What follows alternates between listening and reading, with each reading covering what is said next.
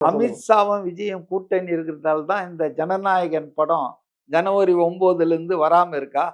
இந்த சென்சார் போர்டுல லோல் பட்டி இப்ப எலெக்ஷன் கமிஷன்ல உட்கார்ந்துட்டு இருக்கா. ஒரு தன்னிச்சையா செயல்படக்கூடிய ஒரு கமிட்டி இல்ல யாரு சென்சார் போர்டு காதுல பூ வச்சுக்கிறோம் சொல்லுங்க. சென்சார் போர்டு வந்து தன்னிச்சையா செயல்படுதான். இது வந்து விஜய நிர்பந்தப்படுத்தி விஜய கைய முறுக்கி அவருக்கு அழுத்தம் கொடுத்து அவரை வந்து இவங்க கூட்டணியில கொண்டு வரணும்னு அவங்க எல்லா விதமான ஆயுதத்தையும் எடுத்தாங்க.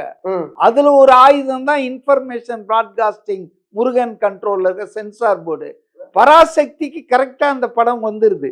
திமுக அது இந்தியை எதிர்த்து சொல்ற படம், மத்திய அரசை எதிர்க்கிற படம். ஆனா அந்த படத்தை கரெக்டா விடுறாங்க.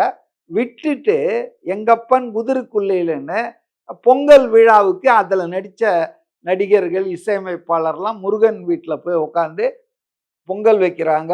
மோடி வராரு, அமித்ஷா வராரு. பராசக்தி படத்துல சொல்றது காங்கிரஸுக்கு எதிரான இல்ல நான் என்ன சொல்றேன்னா 2 படம் வருது. 2 படத்துல ஒரு படத்தை நீங்க அலோவ் பண்றீங்க. அது திமுக குடும்பம் திமுக ஆட்கள் எடுத்த படம். இன்னொரு படம் விஜய் படம், கடைசி படம்.